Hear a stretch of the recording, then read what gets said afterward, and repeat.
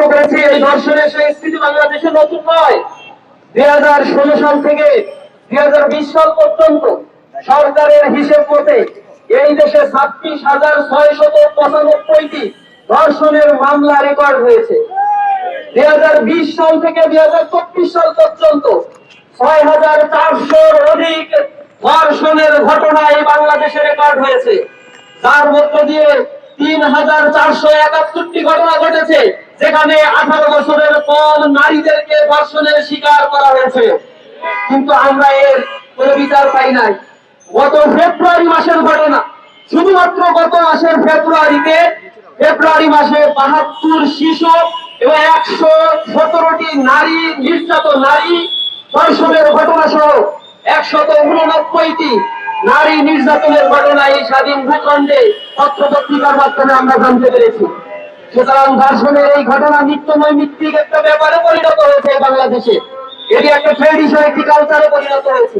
আমরা আরো বেশি লজ্জিত যখন আমরা দেখি নারী ও শিশু নির্যাতন ট্রাইব্যুনাল গঠন করা হয়েছে শুধুমাত্র ত্বরিত বিচারের প্রক্রিয়াকে ত্বরান্বিত করার জন্য। কিন্তু আমরা লক্ষ্য করেছি নারী ও শিশু নির্যাতনী ট্রাইব্যুনালে প্রতি 5 বছরে এভারেজে 30,000 বা 32,000 মামলা এখানে দায়ের করা হয়। কিন্তু দীর্ঘসূত্রিতার কারণে এখান থেকে মাত্র 4 থেকে 5% মামলার বিচার কার্য আমরা দেখতে পাই।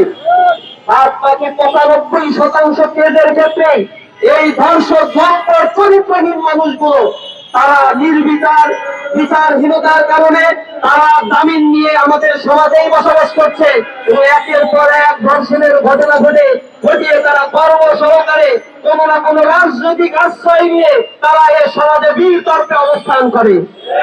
আমরা হিরো কালচারের পরিবর্তনের জন্য তীব্র আন্দোলন করে তুলব ইনশাআল্লাহ। ইসলামী ছাত্র শিবির বলতে চাই, বাংলাদেশের নারীদের মর্যাদাকে সমুন্নত করার জন্য ইসলাম যে মর্যাদা দিয়েছে, ইসলামী আইন যে বিধানের কথা বলেছে, আপনারা আজকে দেখেছেন নারীরা মিছিল করে বলছে ধর্ষকদের সর্বোচ্চ শাস্তি আজ মৃত্যুদণ্ড দিতে হবে। এটা 1550 বছর আগে ইসলাম বলে দিয়েছে ধর্ষকদের শাস্তি হবে পাথর মেরে প্রকাশ্য দিবালোকে তাদেরকে হত্যা করতে হবে। আর কোনো ধর্ষকের জন্ম হবে না। কিন্তু এই সংস্কৃতি আমরা দেখি না। একটা ধর্ষণের মামলা নিতে গেলে যে কাহিনী করা হয়, একটা ধর্ষণের মামলা দেওয়ার পরে 7-8 বছর চলে যায়, সেই মামলা কোনো শুরু হয় না। আমরা এই বিচার ব্যবস্থাকে ঢেলে সাজানোর জন্য সরকারের প্রতি উদাত্ত আহ্বান জানাচ্ছি। আমরা আরো উদ্যোগের সাথে লক্ষ্য করি, কোন ঘটনা ঘটার পরে বাংলাদেশে একটি রাজনৈতিক দল এখন বলার চেষ্টা করছে বাংলাদেশে নির্বাচিত কোন গভর্নমেন্ট নাই, এ কারণে এই ঘটনাগুলো ঘটছে। আমরা আরো লক্ষিত, এদেশে এই জুলাই বিপ্লব পরবর্তী যে জাতীয় ঐক্যমত গড়ে ওঠার কথা ছিল, এই ঐক্যমত গড়ে উঠলে এই জাতীয় ধর্ষণ, ছিনতাই, লুটতরাজদের কোনো স্থানই বাংলাদেশে হতো না। কিন্তু আমরা সেই জাতীয় ঐক্যমতের বিপরীতে গিয়ে শুধুমাত্র যে কোনো ঘটনা ঘটলেই শুধুমাত্র নির্বাচনী একমাত্র সমাধানের দিকে একটি বৃহৎ রাজনৈতিক দল যে দুনিয়া উড়াচ্ছে, আমরা তো দেখতে পাচ্ছি তাদের কিছু কর্মীর মাধ্যমে এই ধর্ষণের ঘটনা, লুটতরাজের ঘটনাগুলো ঘটছে। আমরা স্পষ্টভাবে বলতে চাই, এদেশের মানুষকে নারীদের সার্বভৌমত্ব, নারীদের যে সাংসদিত্বের নিরাপত্তা, এই বিধানের ক্ষেত্রে যদি ঐক্যমত পোষণ করতে না পারেন, এই বাংলাদেশের রাজনীতিতেও আপনাদেরকে মাইনাস করা হবে। আপনাদেরকে সমর্থন দিবে না। জনগণের পালস বোঝার চেষ্টা করে, জনগণের নিরাপত্তার জন্য রাজনীতিবিদরা ঐক্যমতে আসার চেষ্টা করেন। আমরা তরুণ সমাজ এই দৃশ্য এই বাংলাদেশে দেখতে চাই। এদেশে কোন হত্যা, খুন, কোন ধর্ষণের সংস্কৃতি এই যুব সমাজ, এই তরুণ প্রজন্ম আর দেখতে চায় না। আমরা সর্বোপরি আপনাদের কাছে বলতে চাই, উদাত্ত আহ্বান জানাবো সাংবাদিক বন্ধুগণ, আমরা এই যে ধর্ষণের ঘটনাগুলো যেগুলো মিডিয়ায় আসছে, অসংখ্য ঘটনা রয়েছে যেগুলো মিডিয়ায় আসে না।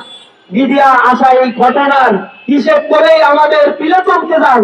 কিন্তু প্রত্যেকটি প্রত্যন্ত অঞ্চলগুলোতে, প্রতিটি জায়গায় যে ধর্ষণের ঘটনাগুলো নীরবে নিভৃতে ঘটে যাচ্ছে, কত মেয়ের ভোলা কান্না, চোখের পানিতে এই জমিন সিক্ত হচ্ছে, তার কোন হদিস আমাদের জানা নাই। এই ধর্ষণের ঘটনার জন্য শুধুমাত্র আইনকে শক্ত করা একমাত্র সমাধান নয়। আমরা বলছি অশ্লীল কালচার যে ওটিটি প্ল্যাটফর্মের মাধ্যমে ফ্রি সেক্স লিভিং টুগেদার কথা এই সমাজ ব্যবস্থাকে পিছিয়ে তুলেছে। অক্টোপাসের মতো চারিদিকে যে অশ্লীলতা ছড়িয়ে দেওয়া হচ্ছে, তারই এক প্রতিচ্ছবি এই লজ্জিত বাংলাদেশ, এই ধর্ষণের বাংলাদেশ দেখতে হচ্ছে। আমরা লজ্জিত। এই দেশের শিক্ষা কাঠামোকে ঢেলে সাজাতে হবে, এদেশের কালচারাল সিস্টেমকে নতুন ভাবে চিন্তা করতে হবে। একটা করাপ্টেড কালচার, একটা করাপ্টেড এডুকেশন সিস্টেম দিয়ে কখনো একটি সোসাইটিতে এ জাতীয় ফৌজদারি অপকর্মগুলো বন্ধ করা সম্ভব নয়। আমরা দেখেছি ইসলামিক যে দেশগুলো রয়েছে, মুসলিম কান্ট্রি গুলো, আপনারা লক্ষ্য করবেন ধর্ষণের পরিমাণ নেগেটিভে রয়েছে, জিরো। সেখানে দর্শনের কেস খুবই রেয়ার। কিন্তু পশ্চিমা যে কালচার, যে সংস্কৃতি রয়েছে, অথবা আমাদের মতো এই প্রাচ্যের কালচারের এই দেশগুলোতে দর্শনের ঊর্ধ্বমুখী অবস্থান আপনারা দেখতে পাবেন। ইউরোপ আমেরিকার কালচারের দিকে আমরা তাকালে দেখতে পাই, সেখানে ফ্রি সেক্স লিভিং টুগেদার চালু হওয়ার কারণে 50%, 60% সন্তান জন্মগ্রহণ করে, but they don't know who is their father. তাদের বাবার পরিচয় তারা জানে না, পিতৃ পরিচয়হীন সন্তানের সেখানে জন্ম হচ্ছে। সিঙ্গেল মাদার কনসেপ্ট তারা ডেভেলপ করছে। ওই পেট পোষা, এই বিদেশি সংস্কৃতি আমাদের এই প্রাচ্যে ধার করে নিয়ে এসে এ দেশের সাংস্কৃতিক ব্যবস্থাকে, করাপ্টেড এবং কালচারাল ব্যবস্থাকে ধ্বংস করার জন্য একটি সম্প্রদায় উঠে পড়ে লেগেছে। আমরা এর তীব্র নিন্দা এবং প্রতিবাদ জানাই। আমাদের মায়ের জাতি, আমাদের বোনের জাতি, নারীদের সংগ্রামের নিরাপত্তা নিশ্চিত করার জন্য ইসলামী ছাত্র শিবিরের প্রতিটি কর্মী একটা স্বতন্ত্র প্রহরী হিসেবে দায়িত্ব পালন করবে ইনশাআল্লাহ। ইসলামী ছাত্র শিবির এ জাতীয় কোনো অপকর্মের সাথে জড়িত হয় না, বরং এর তীব্র প্রতিবাদ আমরা জানাই সর্বদা। আমরা আজকে যারা এখানে উপস্থিত হয়েছেন তাদেরকে আন্তরিকভাবে ধন্যবাদ এবং কৃতজ্ঞতা জানাচ্ছি। সাংবাদিক বন্ধুদেরকে অসংখ্য ধন্যবাদ জানাচ্ছি। উপস্থিত সবাইকে কৃতজ্ঞতা জানিয়ে আবারও এই ধর্ষণের সর্বোচ্চ শাস্তি কামনা করে যাদেরকে গ্রেফতার করা হয়েছে, 2 দিন পরে নীরবে নিবৃত্তে আমরা যাতে দেখতে না পাই, তাদেরকে আবার জামিন দিয়ে ছেড়ে দেওয়া হয়েছে। দোষী যেহেতু আইডেন্টিফাই রয়েছে, শাস্তি যেহেতু নির্ধারিত রয়েছে, অতি দ্রুত প্রায়োরিটির ভিত্তিতে ট্রাইব্যুনালে এই কেসগুলোর সমাধান করার জোর দাবি রেখে আজকের এই মানববন্ধন কর্মসূচি এখানেই সমাপ্ত ঘোষণা করছি। সকলকে আন্তরিক ধন্যবাদ এবং মোবারকবাদ জানাচ্ছি। আসসালামু আলাইকুম ওয়া রাহমাতুল্লাহি ওয়া বারাকাতুহু।